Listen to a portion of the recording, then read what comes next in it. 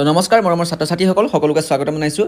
তো মৰমৰ ছাত্ৰ ছাত্ৰীসকল তোমালোকৰ 17 ফেব্ৰুৱাৰীত আছে মেট্ৰিক পৰীক্ষাৰ অসমীয়া প্ৰশ্ন কাকত। তো গোটেই প্ৰশ্ন কাকতখন মই তোমালোকক এইটো ভিডিঅ'ৰ মাধ্যমেৰে দেখাই দিম। তোমালোকে উত্তৰটোও পাই যাবা আৰু তোমালোকে এইকেইটা কুৱেশ্যন ভালদৰে গুৰুত্ব সহকাৰে লিখি লোৱা।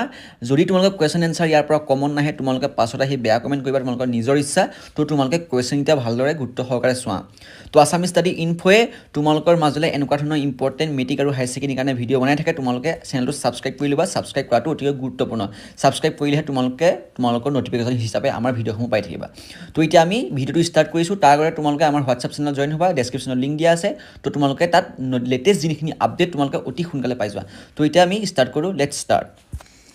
তো ষ্টুডেণ্টছ তোমালোকে প্ৰথমতে চাই ল'বা অসমীয়া ৰচনা, এইকেইখন তোমালোকৰ গুৰুত্বপূৰ্ণ।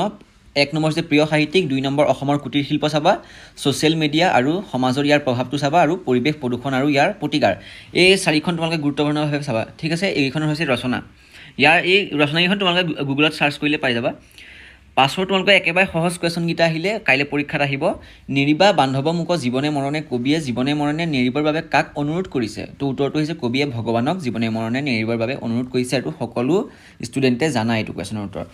খনক সনন্দ যোগী যাহাকো ধিয়াই, খনক সনন্দ আজি যোগীসকলে কাক ধ্যান কৰে বুলি কৈছে? তো এইটো উত্তৰটো ছেমেই, ভগৱানকে ধ্যান কৰে বুলি কবিয়ে কৈছে।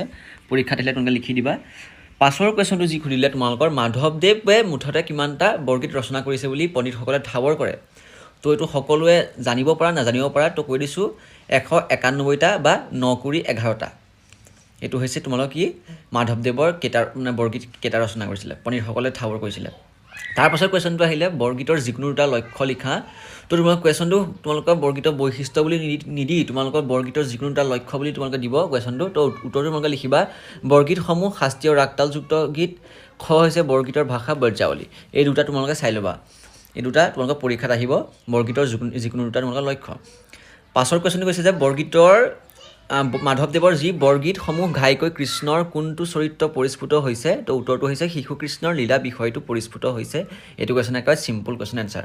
তাৰপাছত তোমালোকে এইকেইটা ভালদৰে চাই লোৱা। নপাৱন্ত কেনে ভৈলুহু তুমি সে জনেৰ কহয়, এই শব্দকেইটাৰ আধুনিক ৰূপকেইটা তোমালোকে চাই লোৱা। এইটো মই স্কিপ কৰিছোঁ ডাইৰেক্ট, তোমালোকে ৰখাই লৈ পাছত লিখি ল'বা। এইকেইটা কুৱেশ্যন চাবা। পাছৰ কুৱেশ্যনটো সুধিলে যে ইয়াত জিকিৰসমূহৰ অন্তৰ্নিহিত বিষয় কি? তোমালোকৰ এইটো কুৱেশ্যনতো নিউ পেটাৰ্ণ টাইপত কুৱেশ্যনটো সুধিছে। জিকিৰসমূহৰ অন্তৰ্নিহিত বিষয়টো কি বুলি সুধিছে? তোমালোকে ভিতৰৰ পৰা এইটো মানে তোমালোকে ভাবিবা আউট অফ চিলেবাছ আহিছে। তো এইটোতো আমি কিতাপত পোৱাই নাই, কিন্তু তোমালোকৰ এইটো নিউ পেটাৰ্ণ ষ্টাইলৰ তোমালোকৰ কুৱেশ্যন।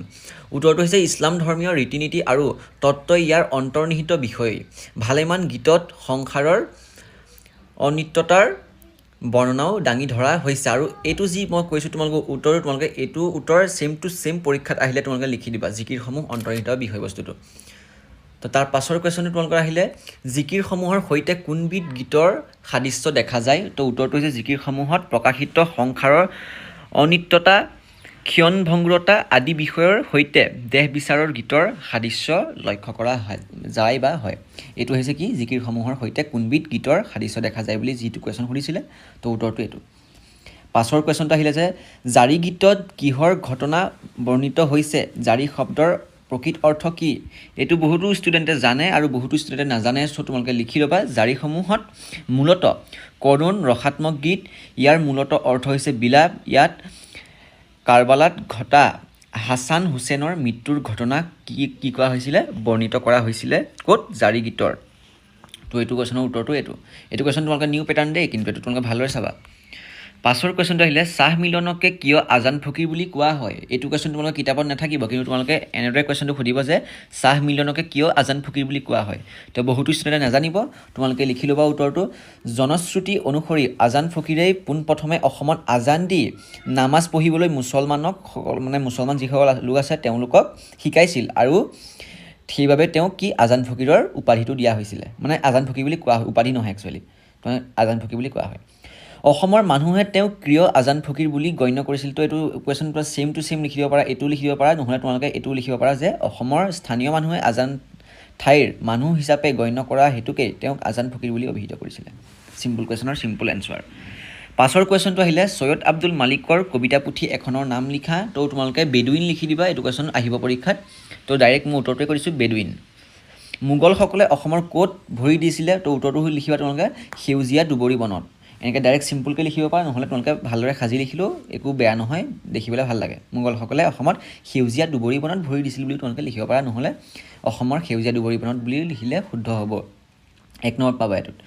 অসমৰ হেংদাং ক'ত জিলিকিছিল এইটো সকলোৱে জানা, আৰু প্ৰত্যেকবাৰে মই এইটো তোমালোকক কুৱেশ্যন দিয়ে আহিছোঁ দুপৰৰ পূৰ্ণ আলোকত। এইটো হৈছে আৰু স্কিপ কৰিছোঁ এইটো কুৱেশ্যন। তাৰপিছতে মষ্ট এটা ইম্পৰ্টেণ্ট কুৱেশ্যন আহিছে, বনৰ পাতত জাংফাই বুলিলে কি বুজা? এইটো কুৱেশ্যন তোমালোকৰ পৰীক্ষাত আহিব। 2 নম্বৰ আহিব, অসমৰ উত্তৰ পূব ফালৰ মিচিমি পৰ্বতত হোৱা এবিধ গছৰ ৰঙীন গোটমৰা আঠা, এইটো কি হৈছে? জাংফাই। বনপাতৰ জাংফাই বুলি কোৱা হয় ইয়াক। ইয়াৰ কেৰুমণি তৈয়াৰ কৰা হয়। নিয়ৰত তিতি থকা বনৰ পাতত সূৰ্যৰ পোহৰ ধুনীয়া মণিৰ নিচিনাকৈ তিৰবিৰাই নানা ৰং ধাৰণ কৰে, এইটোৱে হৈছে বনৰ পাতত জাংফাই। পাছৰ কুৱেশ্যনটো আহিলে ঔদ্যোগিক সমাহা পাঠটোৰ পৰা, eat cricket, sleep cricket, dream cricket, drink cricket, এইটো কিহৰ বিজ্ঞাপনত দেখা পোৱা যায়? তো উত্তৰটো হৈছে ককা ক'লা কোম্পানীৰ বিজ্ঞাপনত এইটো তোমালোকে দেখা পোৱা যায়। এইটো কুৱেশ্যন চাবা কিন্তু। তাৰপিছতে সেইটো পাঠৰে আহিলে তোমালোকে ঔদ্যোগিক সমূহ পাঠটোৰ পৰাই আহিছে যে ককা ক'লা কোম্পানীৰ বিজ্ঞাপনটো কোৱা কথাটো কি? তো উত্তৰটো হৈছে ককা ক'লা কোম্পানীৰ বিজ্ঞাপনটোত কোৱা কথাকেইটা হৈছে, তোমালোকে এতিয়া যিকেইটা পালা সেইকেইটাই লিখি দিবা। নাৰায়ণ মূৰ্তি কোন? নাৰায়ণ মূৰ্তি কোন বুলি সুধিলে তোমালোকে পৰীক্ষাত কুৱেশ্যনটোৰ উত্তৰটো লিখিবা। নাৰায়ণ মূৰ্তি ভাৰতবৰ্ষ তথা বিশ্বৰ এজন সফল উদ্যোগী, তেওঁ ইনফিছিছ কোম্পানীৰ প্ৰতিষ্ঠাপক, এইটো হৈছে নাৰায়ণ মূৰ্তি। এইটো স্কিপ কৰিছোঁ আৰু। তাৰপিছতে পাছৰ কুৱেশ্যনটো কৰিলে যে বিজিতে ছাৰক উদ্যোগী সম্পৰ্কে কি কৈছিল? বিজিতে ছাৰক উদ্যোগী সম্পৰ্কে কি কৈছিলে? উত্তৰটো হৈছে বিজিতে ছাৰক উদ্যোগী সম্পৰ্কে কৈছিল যে উদ্যোগীসকল হ'ল এনে ব্যক্তি যিয়ে নিজে ব্যৱসায় বা উদ্যোগ আৰম্ভ কৰি কোনো বস্তু বা সেৱা বিক্ৰী কৰি নিজৰ জীৱিকা উলিওৱাৰ লগতে আনকো কৰ্ম সংস্থাপন দিবলৈ সক্ষম হয়। এইটোৱে হৈছে বিজিতে ছাৰক কোৱা উদ্যোগী সম্পৰ্কে যি কৈছিলে বাক্যটো, সেইটোৱে। তোমালোকে এইকেইটা কুৱেশ্যন চাবা। এইকেইটা কুৱেশ্যন কাইলৈ তোমালোকে পৰীক্ষাত অহাটো প্ৰায় নিশ্চিত। তোমালোকে ভালদৰে লিখি লোৱা আৰু তোমালোকে মুখস্থ কৰা, বুজি লোৱা। তোমালোকে ভালদৰে লিখিবা। পৰীক্ষাত যেনেদৰে আহে তোমালোকে তেনেদৰে উত্তৰটো মই যেনেদৰে দিছোঁ তেনেদৰে তোমালোকে লিখি দিবা। তো ইমানেই। তোমালোকে চেনেলটো ছাবস্ক্ৰাইব কৰিবা, আমাৰ হোৱাটছআপ চেনেলত জইন হ'বা, তাত তোমালোকে বহুতো কুৱেশ্যন পাই যাবা। এই গোটেই ভিডিঅ'টোৰ PDF-টো তোমালোকে পাই যাবা, আমাৰ হোৱাটছআপ চেনেলতে পাই যাবা। ঠিক আছে, তো আজিলৈ ভিডিঅ'টো ইমানেই। তোমালোকে এইকেইটা ভালদৰে পঢ়া, কাইলৈ এক্সামটো ভালকৈ দিয়া।